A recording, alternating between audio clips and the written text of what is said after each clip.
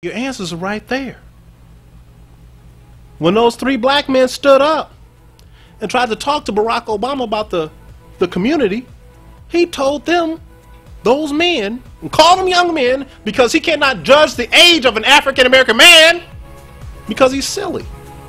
And before I continue, let me say this. There are black people right now, because of the strength of my voice, who are upset. They're like, stop talking! Don't talk about him like that. And I'm going to tell them black people right now, shut up! You sound stupid! They talking about his ass everywhere. They've done stuff that I haven't even said yet. Like Cenk Uygur of the Young Turks has begged Michelle Obama. Now, how embarrassing is that? I often hear the president talking about how he couldn't do more because he couldn't get 60 votes, or that he did the best he could within the realities of Washington. He might actually be right about that. But we didn't want him to accept Washington as it is. We wanted him to change Washington. We don't want the lobbyists to run the place anymore, and unfortunately, they still do. That's what everyone is disillusioned by. Can you please ask your husband if he realizes that? He seems to be trying so hard to please everyone in Washington, but that's exactly the opposite of what we want. If he's doing his job right, the entrenched powers in D.C., whether it's the politicians or the Washington media, should be livid with him. If they're happy, you're on the wrong path. We want you to turn their apple carts over. All these people got to where they are within this system. They're motivated to protect it. You should be storming their castle. You're the president. You have the power to do it. We don't. That's why we elected you. Now that leads to my second point. Mrs. Obama, please ask him to fight. Don't fight for the sake of being disagreeable or seeming like a tough guy.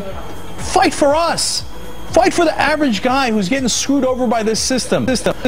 And those people that are in power in D.C. and here in the banks of New York. You remember, you're our representative. We need you to fight for reform. Fight against the powerful. Fight to protect us. Fight, fight, fight. Mrs. Obama, can you please remind your husband that's what we elected him for? Thank you. Mr. Obama, please, that's what we elected you for. You've got to represent us against those guys. If they're sitting there happy as they can be, you're on the wrong path. Please. That's the message we're trying to get across to you. You know what? That would be incredibly hard. But if you do that and you fight that way, then we'll fight for you and we'll have your back. And together, maybe we can dare the hope that we can do this together and change the system together. Has begged Michelle Obama to do something about Barack Obama. He has to bow down and get on his hands and knees and beg the First Lady to ask Barack Obama to act like a man. I haven't said a word. Nope. Before that, he said that Barack Obama is soft as pudding. I didn't say that. Progressives are putting out commercials right now. They're putting out commercials right now begging Obama not to cave and not to be weak. I didn't say nothing. Bill Maher, as well as Michael Moore, had an end of the season HBO show on Bill Maher's show calling him weak. Again, I haven't said a word. Now I know what you're thinking. You're thinking, well, us, all them white people saying that, and one Turkish dude. But it's more. Keith Olbermann as well. But it's more. Rachel Maddow as well. But it's more. They're writing articles about it as well. So, those three black men stood up. And they tried to ask the brother a question. But he responded like an African-American woman. He told those brothers, I'll deal with you afterwards. But you got to run for office first before you talk to me. The brother governs like an African-American woman. He has a tendency to treat the African-American community, especially African-American men, as third-class citizens. Again, when those white people complained in Pennsylvania, his ass jumped up real quick to apologize to them about their guns and their religion. But still ain't said nothing to brothers, right? You see how that is? Now let me explain to you about third-class citizen. What's the difference? So you understand what it is to be a third-class citizen, because some of y'all don't realize it because you're still listening to them silly women. It comes down to this. First class on a plane, you get a drink. You pay for all that. That's first class. You get a meal too. You also get a nice reclining seat and privacy. That's right. You get a level of privacy and someone waiting on you hand and foot because you paid for a first class ticket. You also get to ride in the front of the plane. Now there's second class. That's what most people ride. You know, that's where, you know, you sit with everybody else, and there's a stewardess who comes by. You got to pay for your meal. You got to pay for anything that's not complimentary. Now, third class. Now, that's a different story. Third class is where you can hear the roar of the engines. There's no stewardess for you. Nope. Mm-mm. And you can also hear the quaint sounds of pigeons. And you're stacked up all on top of each other. That's third class. Yeah, sounds ridiculous, doesn't it? I hear them pigeons. Third class. I know it sounds ridiculous. Y'all thinking that don't happen on a plane? That's right. But that's the treatment that you're getting. You're getting some treatment that they won't even put on the airlines anymore. To get third class treatment on a plane, you gotta fly third world, where you fly next to chickens. So it goes on. He's sitting up there. We got health care. He wimps out on that. He doesn't give you a public option. He doesn't give you universal. He compromises. Gets rid of Van Jones. Van Jones has to basically, Van Jones puts in his own resignation. And he's gone. Because Barack is too weak to stand up for that cat. Shirley Sherrod. Fired. No explanation. Barack and his administration are afraid of Glenn Beck, a Fox idiot. Then we have this oil spill.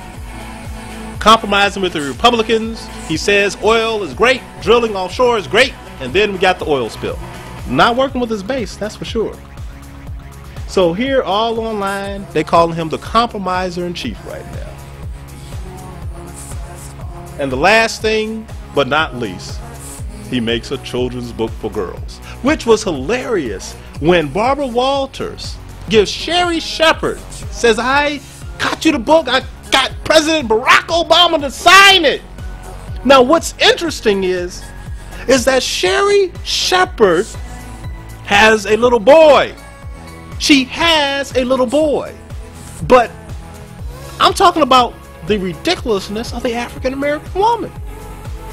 She is so excited about this book. This book that she's going to give to her son, and she goes and she squeezes and she hugs Barbara Walters about this stupid book. And I know y'all like, why are you saying the book is stupid? It's stupid. What the heck? Brothers, I know half y'all right now is like, I know why he's saying it's stupid. What is a little boy gonna do with a book about two girls? Is he gonna take that on the football field? How about the basketball court? How about the baseball diamond? I'm gonna tell you right now, he's gonna get his ass kicked on every one of them. But see, African American women don't think about that stuff. They think about the little black girl that they got, but they don't think about he is a boy. You can squee all you want. Barack Obama can sign as many books that he makes about little girls, but that is not going to do a damn thing about little black boys. They're boys, you president. Boys. But you don't know nothing about boys. That's why every time your butt gets up there and you try and compromise with them Republicans, they just slap you across the face. Why do they do it? Because you're weak. There's something that brothers like myself have gone through. We are actually inner city black men. We had to go through real stuff. Not Indonesia. Not Hawaii. 20 years in Chicago obviously is not enough to be a strong ass black man. You can't come here when you're 20 years old and think you're gonna get strong somehow. You had to come up in it. I remember being young, walking home from grammar school, and this little jackass, man, you know, cause hey, I was, you know, I had the size, but you know, I didn't see the point in sitting up there fighting. You know what I'm saying? But the truth is, people, and them real dudes know, it don't matter if you not down for fighting, if the motherfucker next to you is down to fight. So you got to fight, or else you gonna get your ass kicked. That's the way the real world is. But Barack wasn't taught that. No. No. You think Michelle got that in her? No. No. It's soft from the rootum to the tootum in that household. But that little jack son of a bitch, and he really wasn't doing it to mess me up. He was trying to do it the way he was taught by his brothers and the people around him. I didn't like it, but I thank him for it now. But this is what happened. We all walking home from school, and this is how I got early on, how I got the woulda, coulda, shouldas out my brain. I don't play woulda, coulda, shouldas. I play what I did. Not what I'm gonna do, but what I did. And it comes down like this here. That fool hit me upside the head. And then he hit me upside the head again.